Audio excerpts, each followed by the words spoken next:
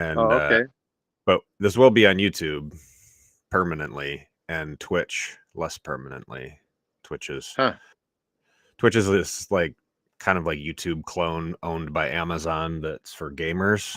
There's a lot of gamers. I can show you stuff. This is it's kind of a cool I can share my screen. I'll just share this whole window and then yeah, so you can see this web page over here.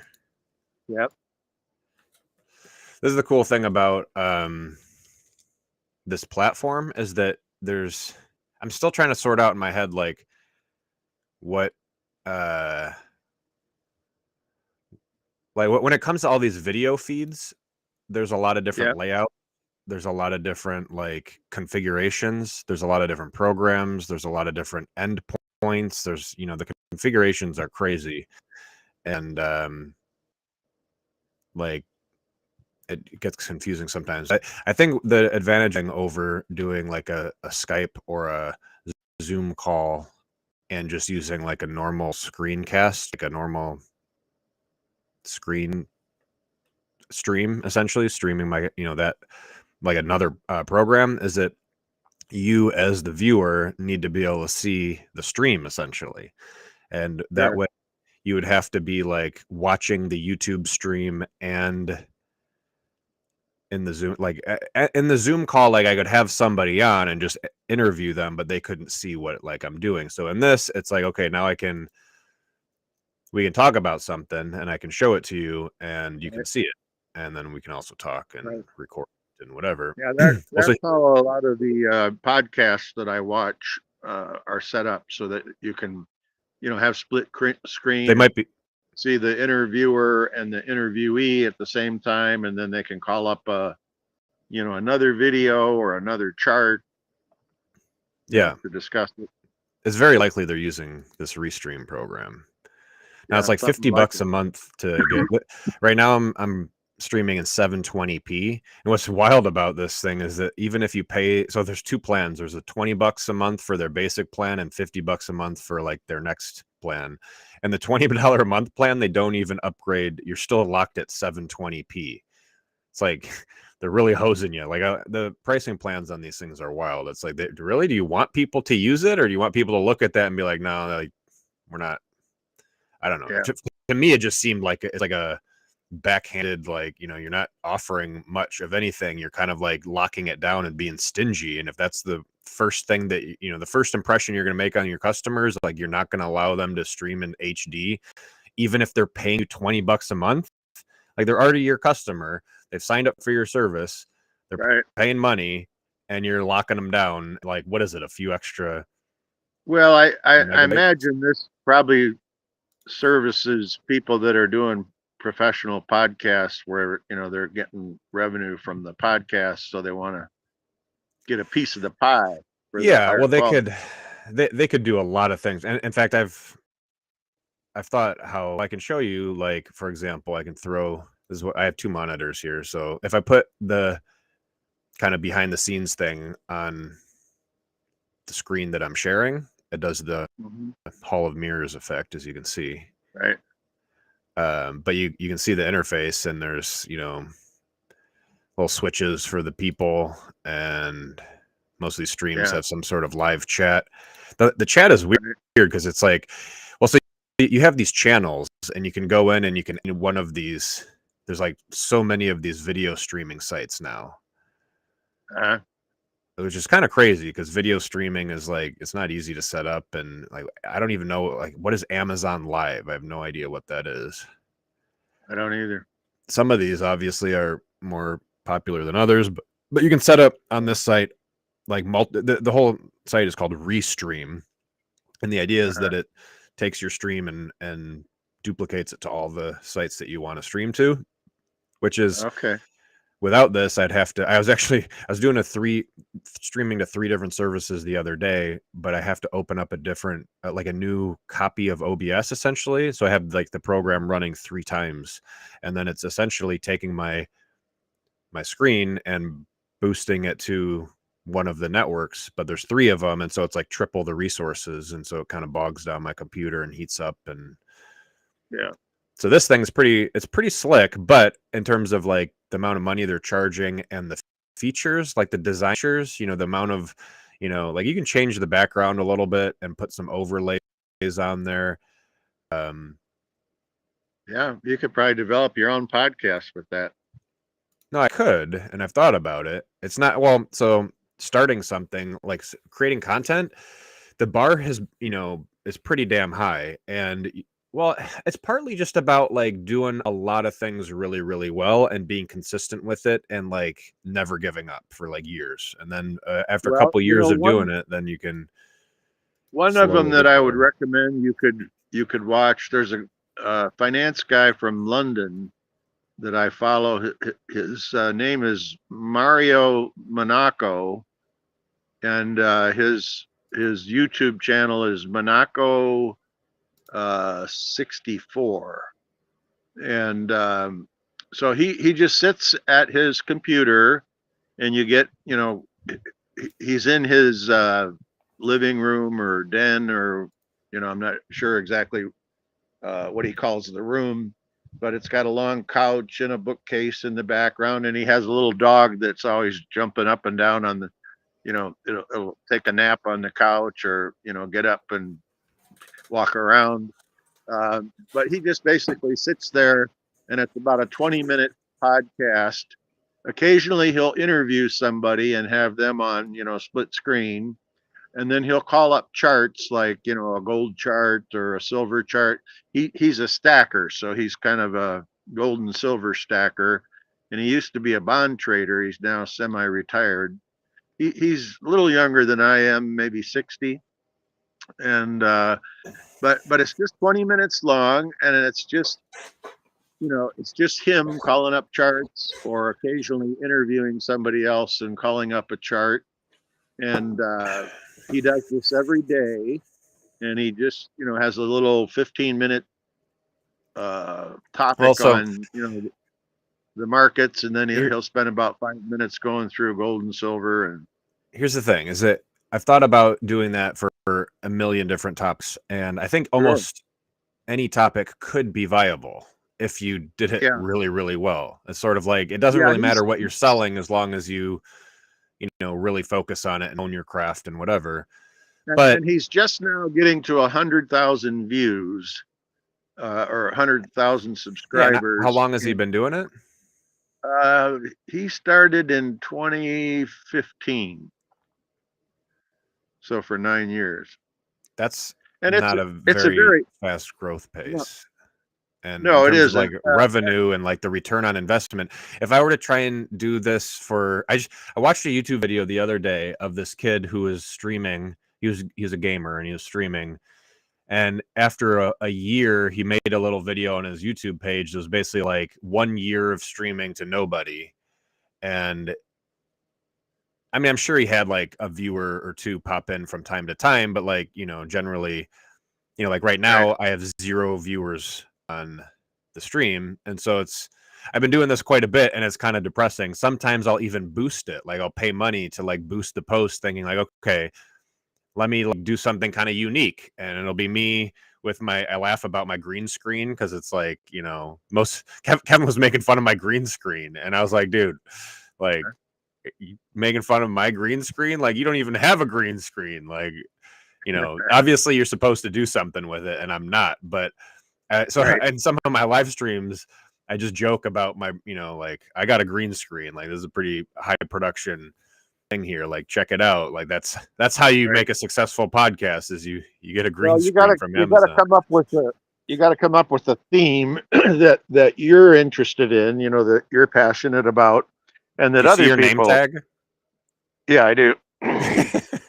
And the overlays, I mean, some of the basic stuff, it's really just about like staying on point, right? That's the hard part, I think. The hardest part for me when I go live is like staying on point.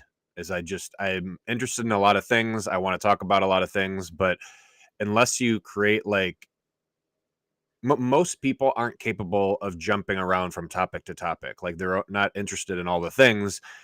And so like there's kind of like two different, well, some people can do that. Some people, like their personality is like enough to they can do kind of whatever they want. I think the other kind of content is people are looking for something, like they're they're Googling something, they're searching for something, they're looking for an answer to a question, they're trying to figure something out, they're like on a mission and they've stumbled across some kind of content. If they're looking for gold investing advice, like maybe they're, you know, trying to get more information about that topic, so then they're interested in watching that topic. And so if that guy started talking about like, you know, Trump or something else, people are gonna be like, wait, what? Like, that's not what I came here for, and they're gonna leave and look for somewhere else. So staying on point, and frankly, like every second counts. I think it's like we've been live for 10 minutes. I personally don't.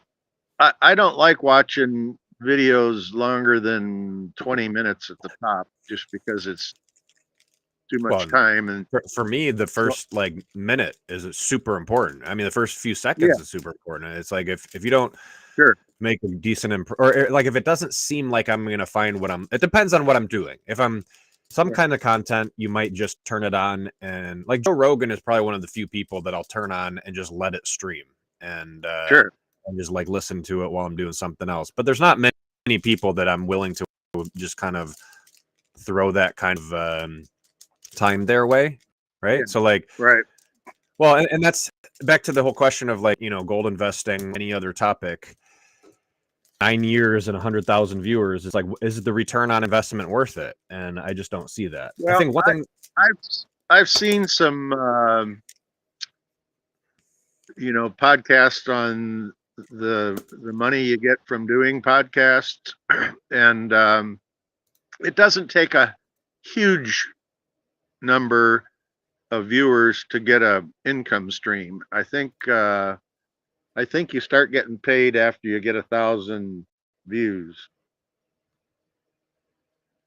and obviously the more views, the higher you get paid, because they so there's like, I don't know if you have to apply for it, but there is a monetization process. So you have to the one I saw monetization on one YouTube. I saw, what you're talking about.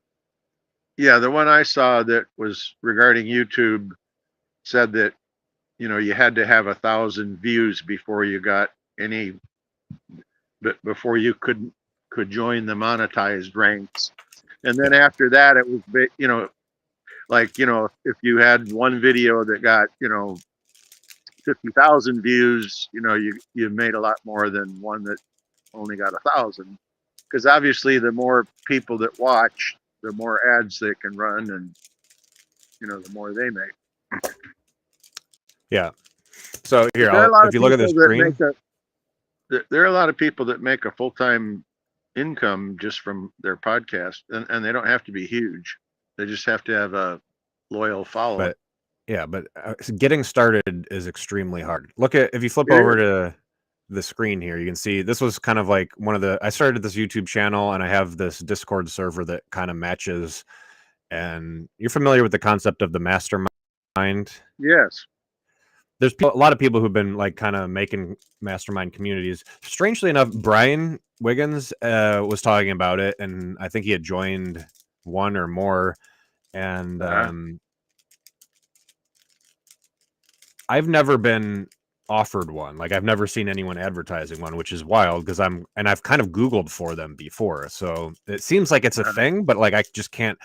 I found some posts rarely talking about how to make one and why they're useful. I have seen one person trying to charge like 10,000 or something to join their mastermind, which I think, like, I've been trying to just get people in my Discord server like for free, and nobody wants to join. And it's kind of weird.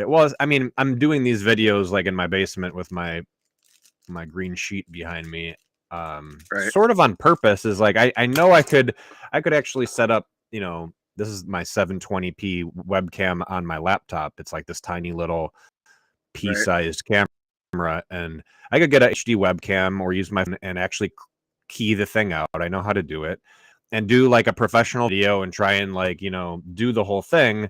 It's just, it would definitely make it a lot better, and I think it could work. The problem is that I thought kind of rough approach might at least get a couple people interested, because I was kind of saying, I want to make the best software company in the world, and I think I know how to do it. And I've been on Twitter just blasting this message everywhere, and literally, like, I spent several $100s boosting the post to thousands of people. And so thousands of people, well, the thing on Twitter is that like you make a video post and it shows you how many people saw the post, but it doesn't show you how many people watched the video, which is kind of wild and bad.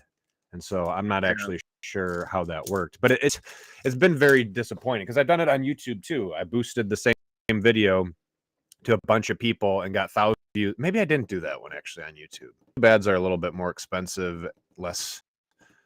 Seems like they might be better, but I don't know. Charlie was telling me, he has the YouTube Premium and doesn't get a single ad, and so I'm thinking, what if all the people with money just have YouTube Premium and don't get any ads, and so when you're advertising, you're just advertising to the poor folks that aren't going to buy your shit or not.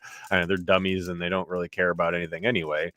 Like if I'm trying to do something, I don't have the premium. And I just tolerate the ads and skip them. So, but anyway, here, check this out. This is the stream right here. You see yourself on my channel? Oh yeah.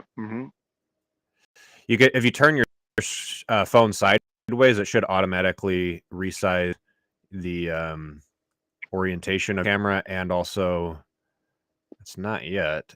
I figured it would have. It was doing it for me. I had my phone connected to the Restream thing. Maybe I have to switch layouts or something.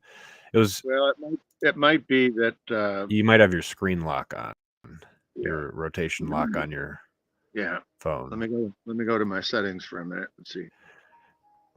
Because if I'm sharing my screen, my desktop screen, then you definitely want to turn your phone sideways to be able to see it better.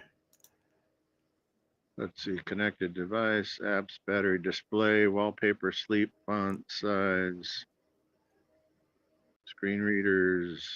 Where do you set that rotate?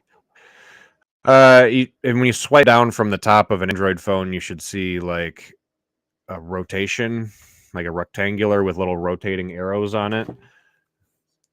And mine is on like the main. Let me see. Auto rotate is what mine is called. Oh yeah, I see it. There it is. Okay, I just turned it on. So then turn your phone sideways and see if that works for the. Yeah, there you go. All right, so then we can make this big, and so this is where it gets confusing, is when you're like monitoring stuff, and like sometimes I'm trying to show the streamers like what I'm doing and what I'm looking at, which means like going behind scenes, but then you have this like picture and picture and picture, and it gets pretty confusing. And and then the feedback, like you have to always mute. I don't know if you can hear. I don't know if you can hear that voice of mine cutting in and out. A little bit from the I'm muting. Yeah, that's like the audio from the stream. There's all these configuration settings for like. Sure. Let me play it for a second. Tell me if you can hear the stream coming from YouTube. It's going to be like what we just said a second ago.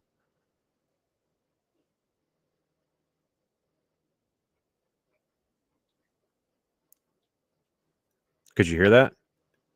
No, I didn't hear anything. Oh, okay. I do. There's something about sharing the system audio that would let me do that. But well, it does say we have 2 viewers. Maybe somebody's on Twitch. I don't know. Let's see if there's anything in chat. Like,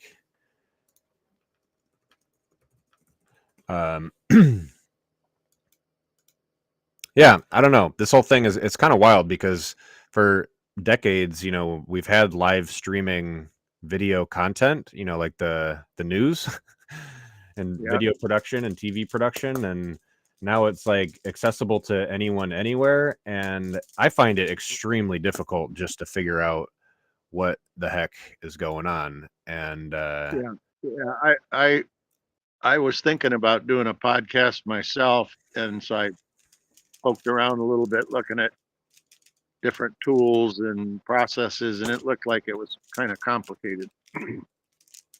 Yeah. Well, I mean, this Restream thing is actually about as simple as it can get. In fact, I think maybe a decent avenue for me to get started, I was thinking, is just interviewing people on this Restream. In fact, one of the first topics I could do is just show people the Restream prices. I actually sent them an email. I was like, hey, I'll work for you, but I'm not doing Sure. it. I sent them kind of like a lot a of the loaded a email. lot of the successful podcasts have a producer, somebody that runs the podcast for the host, and that way the host can focus on the content and the message, not the tool. And Yeah. I mean, I think I could, if I figured out how this Restream thing worked well enough, I could potentially do that, which would be and you could contact some of the more popular podcasters that don't have a host and figure out, who you might go to work for.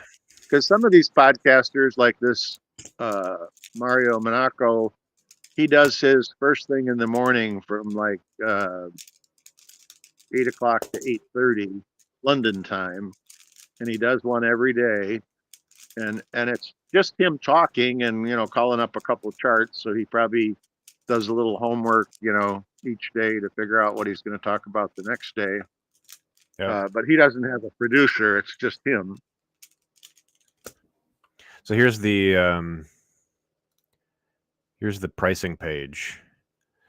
I was telling you, standard $16 a month, but you're locked to 720p, and then I can't tell you how bad these pricings. All these tech companies, they have the most elaborate pricing schemes, and it's just it makes my head spin. And it's like it's so bad for the customer, because the problem is that you literally have to, like, you hardly know what their product does. Like, they know what their product does, obviously, because they've been working on it for like decade or whatever.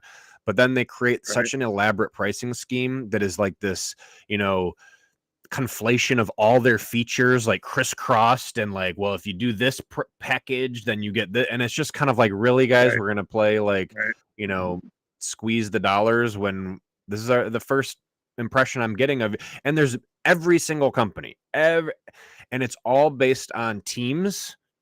Like, if you want teams, then you gotta like upgrade, and then you gotta pay per user per month.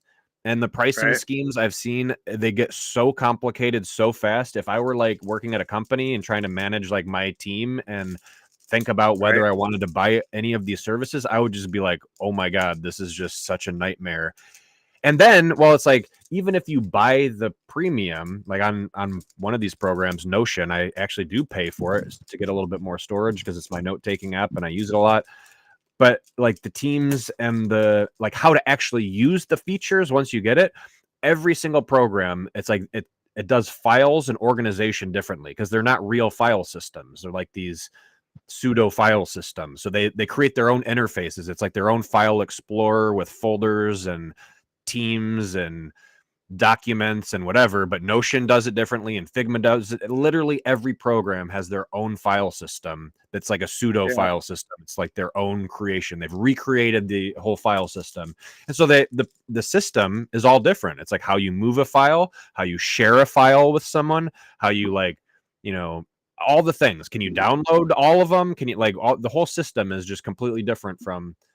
And so it's terrible. And like, as a user trying to jump from one system to another and like figure out how it works and how to share things and how to configure your team properly, like it's a freaking nightmare. So, and this whole idea of mine, this web framework that's supposed to become like a web operating system, which is supposed to become like the future of software, the software singularity is this idea that if you want a decent piece of software, you need all the core features, all of the file system and team users and teams and accounts and payments and chat and forums, maybe, and help, and like all the things, like, right, like a website, like you need all these things just to kind of get started. And all of the secondary features that all these companies have are basically the same thing, but they all have to spend months, tens of thousands, hundreds of thousands of dollars hiring people to like re-engineer the wheel to reinvent the wheel every single time.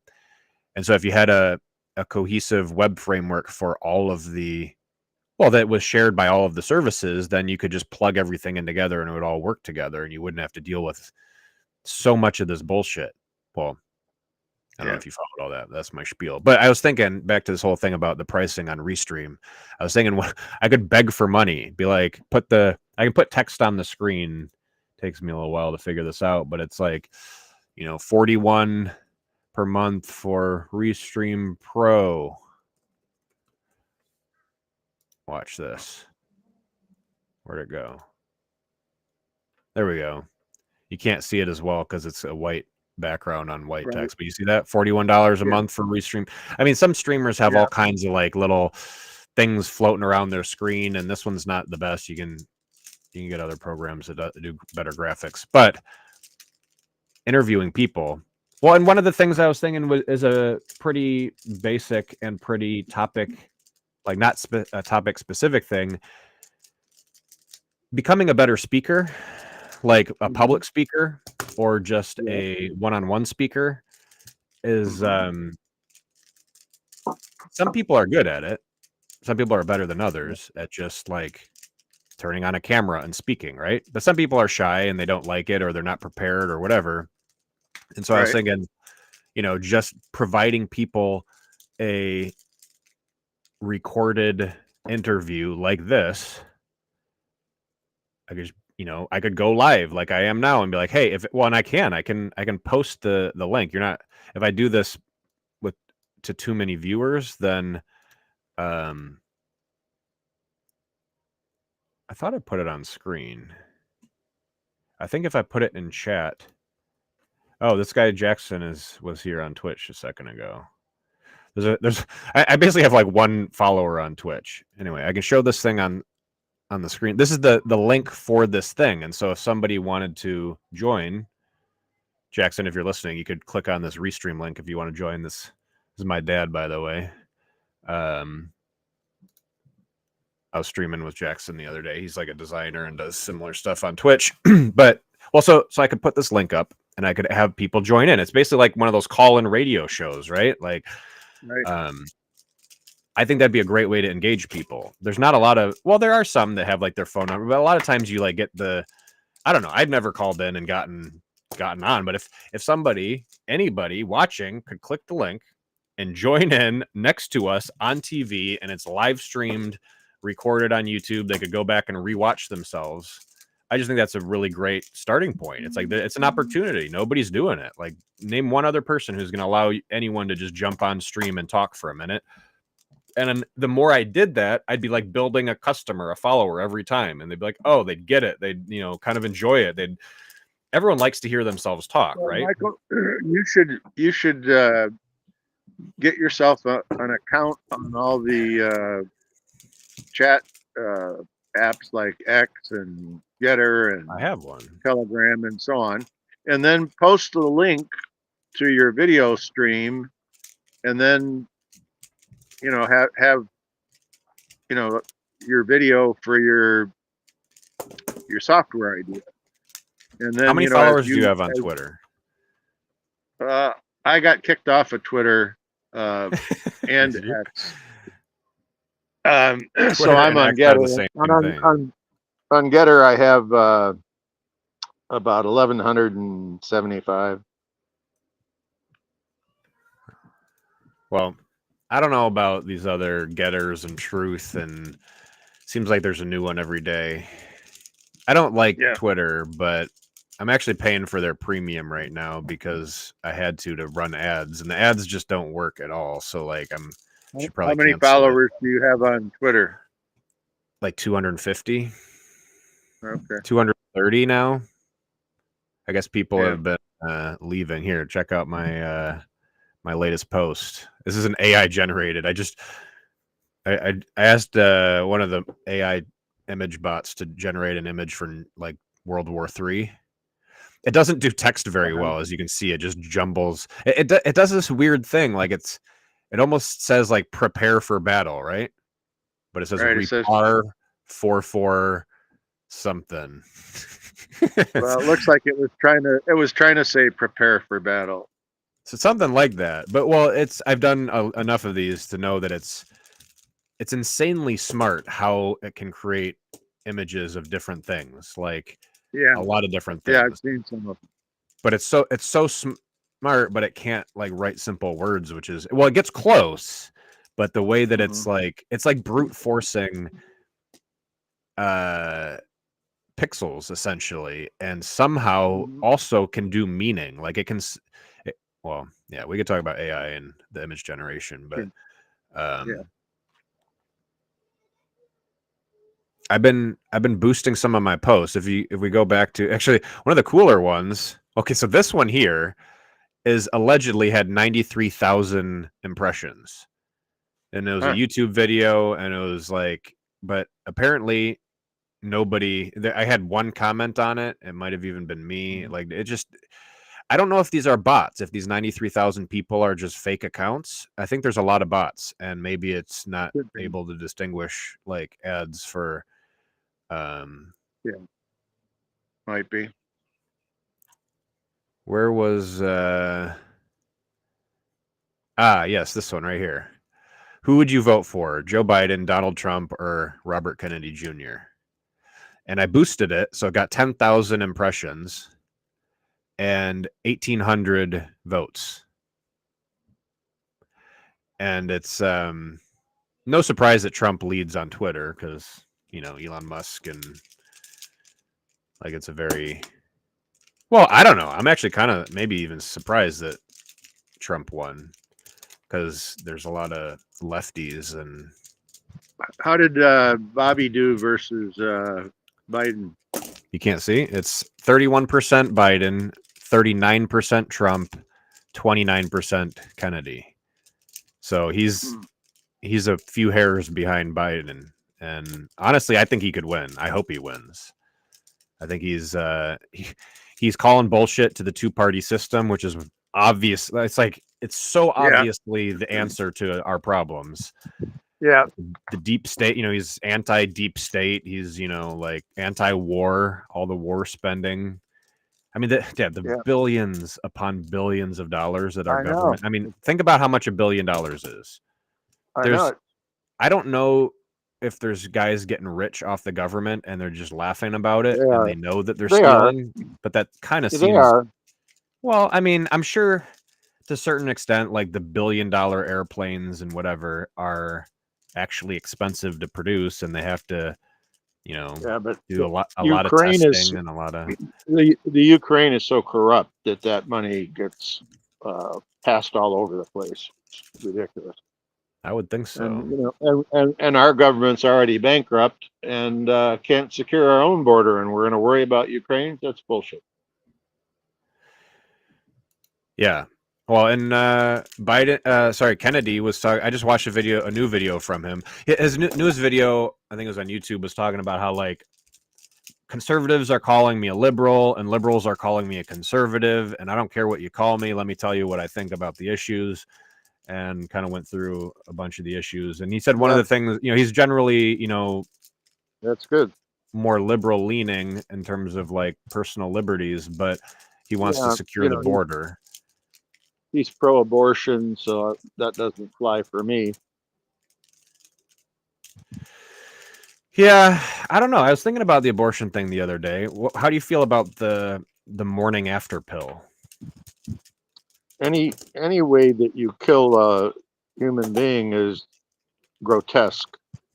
Well, doesn't matter how you do it or when you do it; it's grotesque. Sort of. Let's kind of like paint the spectrum for a second and agree that once life starts, it's life. I generally agree. However, I kind of think that there's certain things written in to life, and this is one of them. It's like this is obviously clear as day part of the design of life, right? Like what's the design of life? Well, the sexual nature of people and the desire to hook up and the desire to, you know, make babies essentially, and also so what's the it's like it's a conflict. That doesn't make killing them part of life. No, but there's a natural conflict and there's an inevitability to unwanted pregnancies, right? Like you can't avoid it. In fact, even on this little video I was watching, which was kind of interesting, which was kind of asking both pro-life and pro-choice people to answer a bunch of questions, and some of them are kind of interesting and useful. Like there's two wrongs don't make one right. So regardless of how that baby came into existence, Dad, slow down and It let me has a make a few right to live. points. Okay, I generally agree. I understand the concept, and I know how you feel about it, so you don't need to.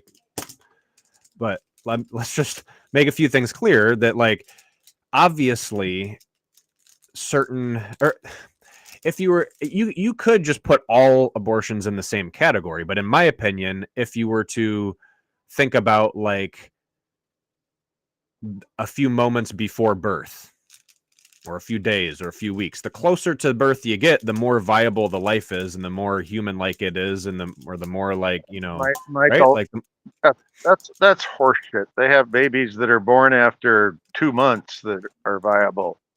I mean, come on, really?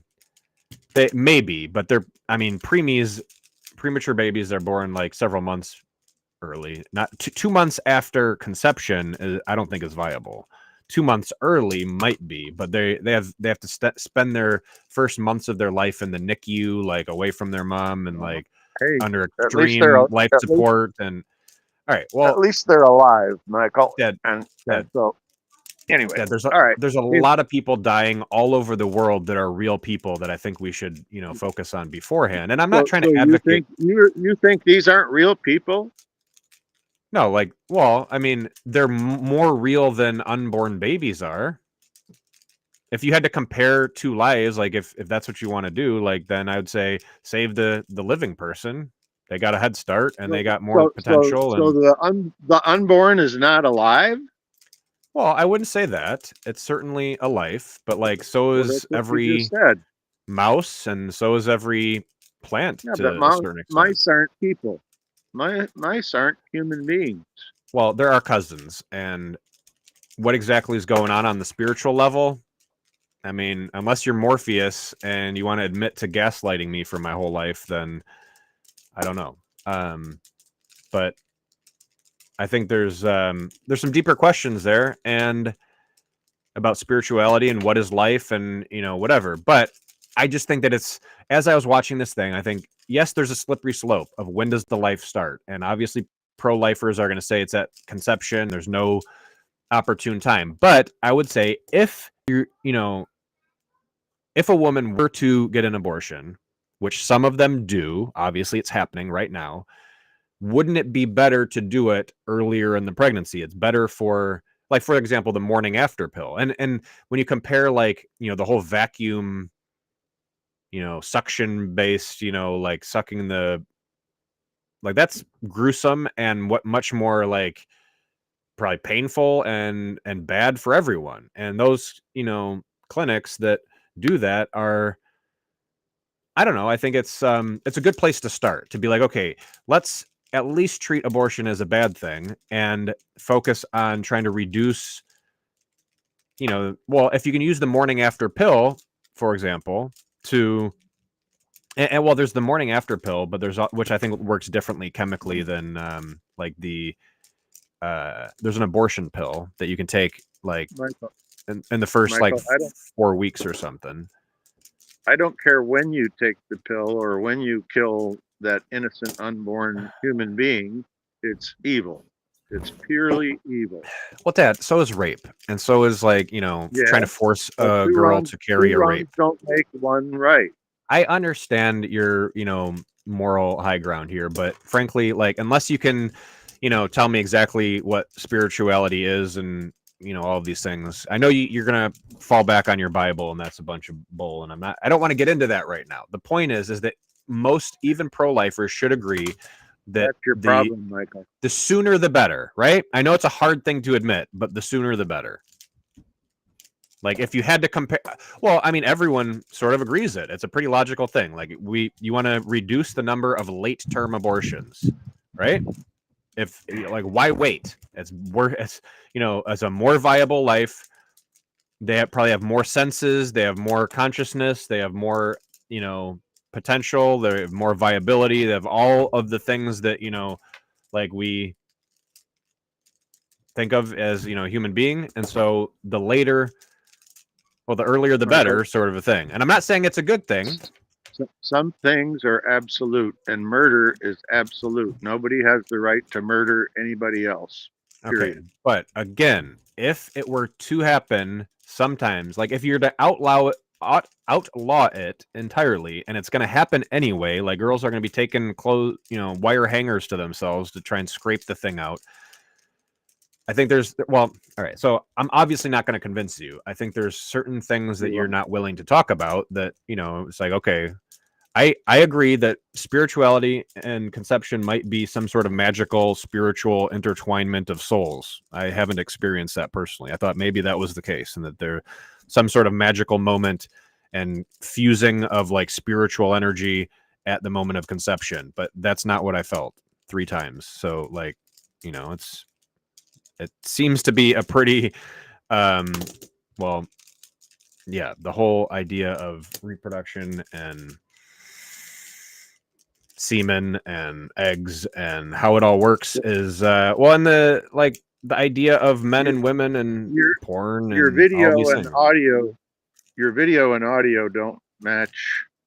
It's like your voice isn't matching your lips moving. There's some lag in your Mine is okay. Mine is pretty snappy on my screen. You could try refreshing if you want. You might have to log back in, but if you refresh your browser page, probably, or it might correct itself. I don't know. I mean, sometimes it's correct, but sometimes there's a huge lag. And there is a sometimes setting in here. Sometimes you go mute on me where I can't even hear you. But listen, my phone is dying rapidly here, and I need to get back at my project. So I've enjoyed the conversation as well as the tool. It looks like it's a pretty slick tool. I should check it out. Yeah, I think we could use it to make some content if you wanted to. We could get Eric and Kevin in here and have a the full-blown army. Sure. Kevin was in here yesterday. I don't know if I could get him in here again. Maybe, so I think the trick to getting people in here is setting up a time because, just sending out a link and being like, hey, jump in, people are busy and not in the right time frame to do it. That's how you start that's how you start a podcast. You have to prepare your content in advance and then get people to join and keep it short and sweet. All right, well, charge your phone. Why don't we, I'll send you a text asking you so you can think about it. What time? Maybe, I don't know if you can do it later today. And frankly, we've been on for 42 minutes. And how about tomorrow? You can do it tomorrow. That's my Sabbath. That's my day of rest. So I don't do any work on Sunday. Well, I mean, but this I wouldn't consider work. What if we could get in here for like 5 minutes once a day and actually get the routine down where it's just like we all jump on, we all just say what's up, kind of like, and try and get other people to do the same. I mean, it doesn't have to be every day, but like, the idea is that this is 43 minutes. It's a huge time commitment. And I don't want to make this like a huge drag where people start, feeling like I'm obliging them to join, where you're like, no, let's do it tomorrow. It's like, no, let's figure out how to do it in a way where everybody, it's like, hey, get to see your sons. And if you had a successful podcast, that like my fellow in England, he does it every day at the same time. And I imagine some people watch him live, but he's 8 hours time difference from where I am, so I just watch him on YouTube. Did King Charles die? Not that I know of. Some notification about his funeral plans. All right. If you were, would you care to join me on a stream? Like, you don't have to do it every day, but if you had a time frame during the day, like what time would be best if you were to do like in the morning while you're drinking coffee or something for like 5 minutes just to say what's up? For me, probably the best time would be like 10:30 or 11, because I have my cigar and and now it's my pipe, and I do my devotions and I check the market, look at my getter feed for a few minutes. So usually I'm clear by 11, and then in the afternoon I'm working on a project, whether it's the boat or the house or whatever. All right. All right, maybe tomorrow, maybe if this afternoon, if I can get the other two Lewises to join, think about joining. Charge your phone up, and I want to try and get all four of us in here and start like playing with it and pushing it and refining the whole presentation and being less like 45 minutes long and more like, let's jump in here with a specific topic, talk about it, and create some like content that other people might want to participate in. I think that's the important part, right? Yeah, that's good. All right, Michael, sounds good. Hi, Dad. We'll talk Thanks tomorrow. for joining. All right, we'll see you. Yep, you bet.